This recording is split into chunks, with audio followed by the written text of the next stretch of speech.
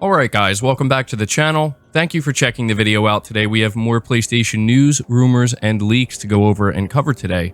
So before we get into the topics, do me a big favor. If you end up enjoying the video or finding it informative, be sure to leave it a like. And if you are new here to the channel, consider hitting that subscribe button as well. We're diving right into the first topic here, which is the good news that the Callisto Protocol has officially gone gold. And this is coming right off the back of a rumor that it was going to get delayed into February of 2023, but that rumor was quickly put to rest, and right after that, we're hearing that the game is actually finished and good to go. Over on Twitter, the official Callisto Protocol account says, "We are thrilled to announce that the Callisto Protocol has gone gold. On behalf of everyone at Striking Distance Studios, thank you for your support and excitement. We can't wait for you to face the horrors waiting in Black Iron Prison on December 2nd. So there you go. If you're somebody who was worried that this game may suffer a delay of some kind, you don't have to, because the game has gone gold. It's done, it's good to go, and we'll be playing it on December 2nd. Moving on to the next topic, though, we're talking briefly about Resident Evil 4 Remake, specifically how long the game is compared to the original version that came out in 2005. This was discussed by the producer on Resident Evil 4 Remake, and he did confirm that the game will be similar in length to that of the original version, and you're looking at around 15 hours or so, maybe 20 hours if you're taking your time with the game. And he does go on to say that there will be optional missions and collectibles to tackle, although it has not outright been confirmed yet if the Separate Ways campaign will be included. But on top of that, I just want to let everybody know, in case you missed it, that if you do buy Resident Evil 4 Remake on PS4 and you wish to upgrade it to the PS5 version, say if you end up upgrading and buying a PlayStation 5, you'll be able to do so free of charge. They did confirm that the upgrade for Resident Evil 4 Remake from PS4 to PS5 will be free. So that's really cool that they're doing that. And there you go. We will continue to talk about Resident Evil 4 Remake as we get more information on it. Moving to the next topic, though, we have some good news for the PlayStation 5. As it's been revealed, it was the best-selling console in September, coming out ahead of both Xbox and the Nintendo Switch. Reading from PlayStation Lifestyle, it says stock levels for the PS5 are finally starting to look up. This is mainly the reason why the PS5 is the best-selling US console again in September 2022, beating the Nintendo Switch and the Xbox Series in both dollar sales and units sold. The increase in supply for the PS5 is mainly the reason why hardware sales increased when compared to last year. And so this was something that I wanted to briefly let everybody know about, because we have been discussing throughout the month all the news regarding the PlayStation 5's availability, mainly how it's been kind of skyrocketing. And we heard that there was a 400% increase year over year. And so now we are starting to get a glimpse at what the PS5 is capable of doing when it's not being held back by a supply constraint. And it's coming out here at number one, even beating the Switch in not just dollar sales, but units sold, which I think is pretty significant. And it's certainly going to be interesting going into the remainder of October, November, December, and even early 2023 to see if the PlayStation 5's momentum continues to grow and if they can just keep climbing higher and higher. Certainly going to be interesting to see what happens with the PS5 when God of War Ragnarok launches, but also I think it'll be exciting to just see month over month going into next year if the PS5 really is about to enter a peak year. So just figured I would let you guys know about that. Be sure to leave your thoughts about it down below. Next up, we have a little bit more information to go over regarding Final Fantasy 16 coming from PlayStation Lifestyle. A Final Fantasy 16 release date set in 2023 seems to be a lock, as Square Enix has confirmed that the game has entered its final stretch of development. For those who missed it, the publisher randomly dropped a 4-minute trailer in which it offered an in-depth look at Final Fantasy 16's characters and its world. This was accompanied by a lengthy PS blog post in which director Hiroshi Takai revealed that the PS5 exclusive is on track for 2023. And it says, as the game edges closer to completion, the team has turned its full attention to debugging and final adjustments. Now that things are starting to come together, the game is sizing up to be something truly special. So that's exactly what was said by the game's director. And I think that this is definitely exciting news because it seems like development for Final Fantasy XVI is going really well. And the team has been very transparent about the milestones that they've been hitting throughout the years. And hearing this, I think, is just great news for anybody who's excited for this game. Hearing that they're at the debugging stage and just making final adjustments, I have no doubt in my mind that this game is going to nail its summer 2023 window. But on top of that, it seems like it's going to be a very polished game when it drops. So definitely good news for Final Fantasy XVI. Let me know your thoughts on that. Next up, we have an interesting rumor regarding Bungie. Apparently, they are set to revive the Marathon series in a new way.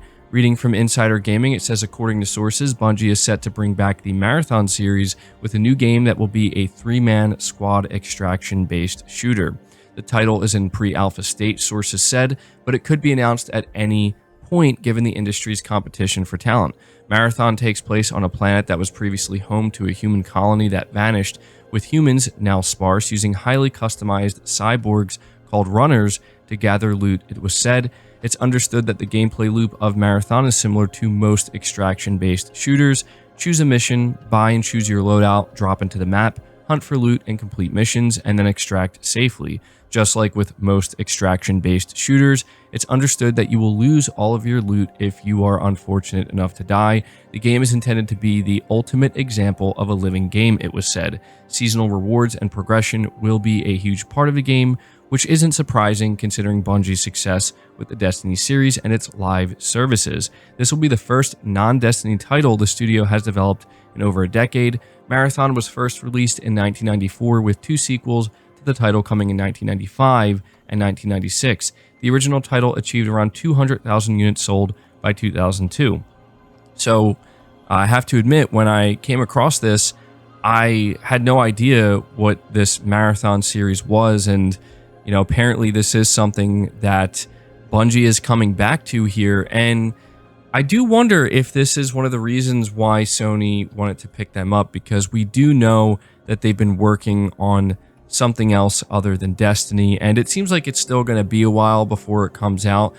But when you consider how big the extraction-based game mode has become, it makes sense that they would want to pursue something like this. And we also need to keep in mind that Sony does own Bungie, but it's been made clear over and over again that future Bungie games are going to be completely multi-platform. They're still going to release on Xbox, but still, you do have to wonder if this is going to be one of the titles that whenever Sony does decide to have another show again, that will end up being revealed. So be sure to let me know your thoughts about that. Now we're moving on to the final topic, which talks all about God of War. We have some pretty great news for God of War, I think, to go over here. First of all, we have the different graphic modes that are going to be available. Reading from Push Square, they say Sony has today allowed media outlets to share a sneak peek at the first 5 hours of God of War Ragnarok, but given how all anyone wants to talk about is frame rates at the moment, we figured it best to share what the game has to offer on PS5. There are 2 graphical modes to choose from, but 2 more available if your TV set has HDMI 2.1 compatibility. So we're looking at the resolution mode, which is 4K resolution at a locked 30 FPS, favor performance, which is locked at 60 FPS. It will obviously still be 4K, but likely a dynamic 4K resolution. Then they have favor resolution high frame rate. So you're looking at 4K resolution at a locked 40 FPS, and this requires your TV to support HDMI 2.1. And then they have favor performance high frame rate, where it targets 120 FPS. Again, your TV needs to support HDMI 2.1. So this was kind of a surprise. I think that we all obviously expected a dedicated 60 FPS performance mode for God of War Ragnarok, but hearing that they're going to offer not only a 40 FPS mode, but a 120 FPS mode is very impressive, and I think a lot of people are very excited about that. So let me know down in the comments below which mode you're going to be playing God of War Ragnarok in. Next up, I want to briefly give you an overview of what's being said about the first 5 hours of God of War Ragnarok. There are no spoilers in what I'm going to be talking about, and it will be brief, but I just kind of want to let you know the gist of what's being said. Simply put, people are very much impressed with God of War Ragnarok. And there are two quotes from VGC in particular that I want to highlight because honestly, they do get me very excited. Quote number one, they say whether it's a consequence of the much improved performance or the larger pool of moves, combat feels much better than the first game, especially when you compare what combat options you had at your disposal at this point in each journey. So that gets me very excited because this is something that I think a lot of people are going to be looking forward to, and it's something that I've heard talked about multiple times from multiple different outlets, that being just how much better the combat is this time around, much earlier in the game. But the second thing I want to highlight here, and to me this gets me the most excited, quote from VGC, God of War Ragnarok makes a wonderful impression from the very beginning. There are literally more iconic moments in this game's first 60 minutes than most games get in their entire runtime, and really deserves to be experienced on the biggest screen you can possibly find.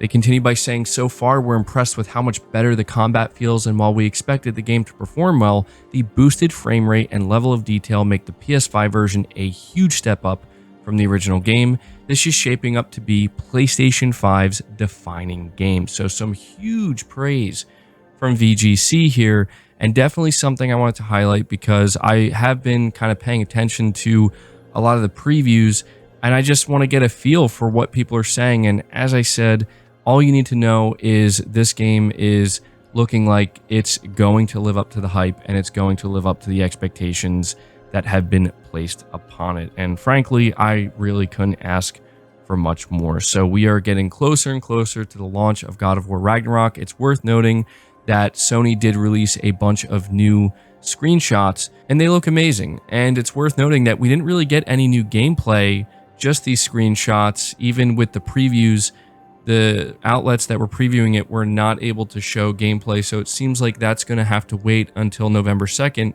or 3rd, I believe, when we get the reviews of God of War Ragnarok. So there you go, guys. Wanted to keep you in the loop with God of War.